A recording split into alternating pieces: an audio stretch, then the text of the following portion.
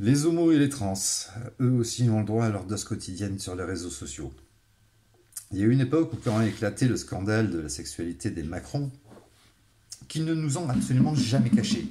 À plusieurs reprises, ils en ont parlé, mais enfin, ils n'en ont pas parlé ouvertement en disant j'aime me faire hank, mais ils ont lancé quelques signes et ils l'ont annoncé dans la finesse qu'ils avaient une sexualité, des penchants sexuels différents.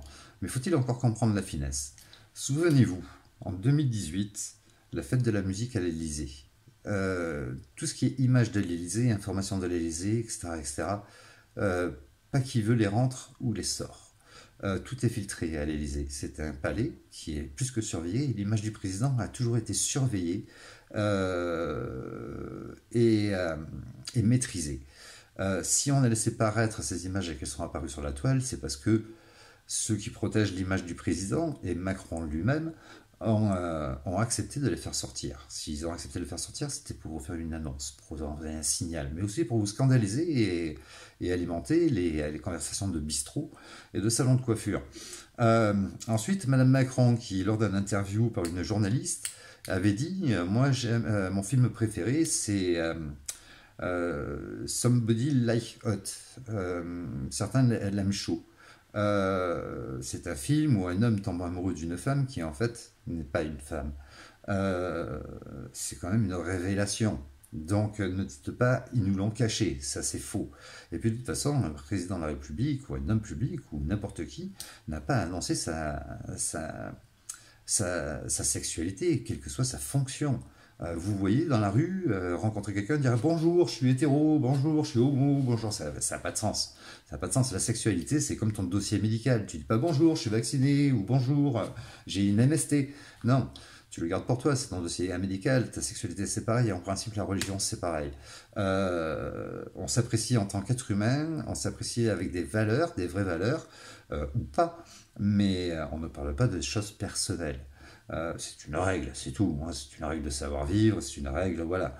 Au moins tu en dis sur toi, au mieux peut-être tu seras apprécié. Et le président de la République n'a pas plus de devoir qu'un autre. Euh, mais je disais à tout le monde, attention, à force de parler de ça sur les réseaux sociaux, va gangréner de ça un mouvement homophobe et transphobe. C'était une évidence. Il apparaît aujourd'hui sur les réseaux sociaux que ce mouvement homophobe et transphobe, il circule. Alors, est-ce que je défends le couple Macron? Absolument pas. Absolument pas. Mais vous comprenez que, enfin moi personnellement, j'ai toujours lutté contre les injustices. Je supporte pas ça. Le fait que je connaisse les homos, que je connaisse les trans, ne veut pas dire que je suis. Mais à la limite, cela vous regarde pas. Et si je l'étais, j'en aurais pas honte. Parce que c'est ni une tare, ni un dérivé satanique ou un truc comme ça, c'est quelque chose de tout à fait normal. Pour ce qui est de l'homosexualité, je vous rappelle juste qu'il y a environ 180 animaux sauvages qui la pratiquent. Je vous invite à faire des recherches vous-même et vous verrez, c'est quelque chose de plus que naturel. Ça existe depuis la nuit des temps, l'Antiquité le gravé sur les murs, l'Antiquité romaine, l'Antiquité grecque. C'est quelque chose qui a toujours existé. Et il n'y a rien de scandaleux à ça. À partir du moment où ma mère me disait ce qui rentre chez moi, ce qui rentre chez les autres ne rentre pas chez moi. Réfléchis à ça. Et elle avait raison.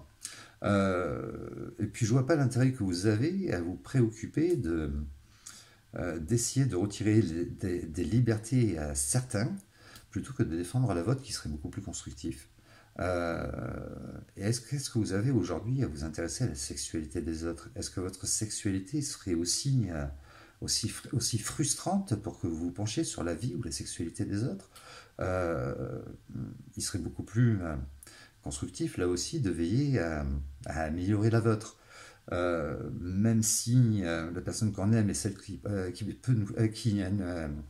nous fait oublier qu'on peut en aimer une autre, la sexualité au sein d'un couple est très importante et ne t'étonne pas de voir madame ou monsieur partir ailleurs si tu ne penses pas un petit peu à ta propre sexualité plutôt que t'intéresser à celle des autres.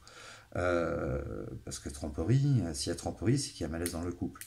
Euh, Hormis pour certains hommes, et j'ai fait partie de celle-là pendant un temps où on est un petit peu volage, et même si on s'entend bien avec madame, on a ce désir de toucher un petit peu à tout.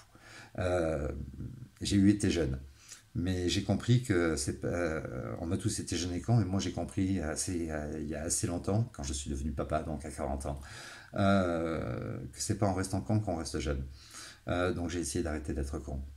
Euh, mais voilà, en tout cas, les homosexuels, ils ne vous en rien fait, ils vous empêchent pas de vivre, ils vous empêchent pas de remplir le frigo, c'est pas eux qui sont responsables des coupures d'énergie cet hiver, du froid. C'est pas eux qui sont coupables de cette peut-être guerre nucléaire.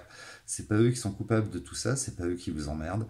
Et pourtant, vous vous plaisez à les emmerder en permanence et à critiquer en permanence ce que vous connaissez absolument pas. Je peux comprendre que ce qui est différent, l'étranger peut faire peur. Parce que c'est pas les mêmes pratiques que nous, parce que si, parce que là, et donc ça fait peur. Mais de là à baver dessus sans les connaître, là par contre, ça fait preuve d'une intelligence inexistante. Si vous voulez pouvoir en parler, il faut déjà apprendre à connaître. Je ne vous dis pas de coucher avec eux, je vous dis simplement d'aller les rencontrer, de discuter un petit peu.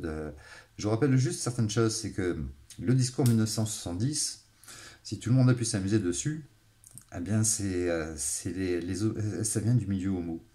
Le funk, funky music, ça vient du milieu homo dans les années 80. La techno, homo. Les fêtes, la mode, la musique, etc., etc. Bien souvent, tout ce qui est mode, ça vient du côté homo.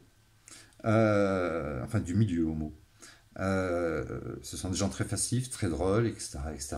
Et donc voilà, on n'a pas à essayer de les emmerder, de les empêcher d'être libres, quoi que ce soit.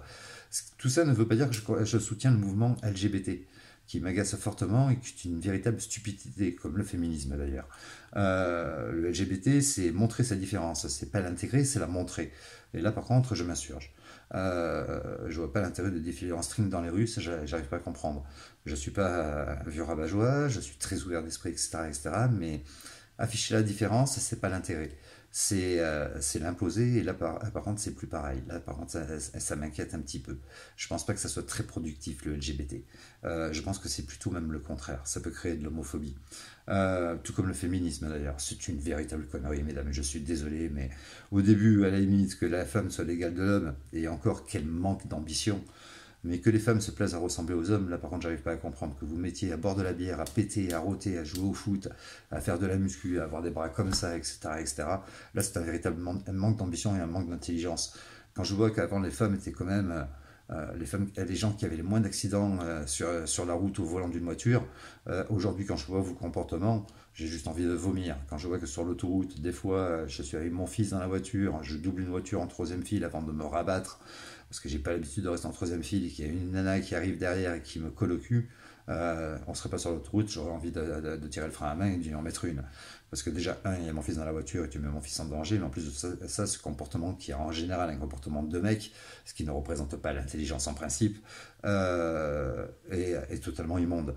Euh, le respect de la vie d'autrui, c'est déjà commencé à dire j'ai des distances de freinage, j'arrive avec un engin qui arrive à 150 km/h, qui pèse une tonne. Si ça pile devant, je tue le gosse qu'à l'intérieur. Euh, et ça, c'est juste impensable que vous ayez ce comportement qui était un comportement idiot des mecs avant. Après, on voit des femmes qui se laissent pousser les poils alors qu'aujourd'hui les mecs s'épilent.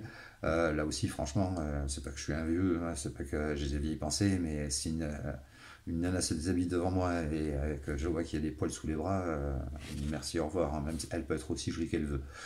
Donc voilà, le féminisme, c'est juste la connerie de vouloir ressembler aux hommes, et c'est un vrai manque d'ambition pour moi, personnellement. Parce que les hommes, il y a très peu de choses que vous auriez dû prendre d'eux, très très peu de choses, je pense, très sincèrement, parce que j'ai toujours aimé les femmes, j'ai passé 34 ans à sublimer leur beauté.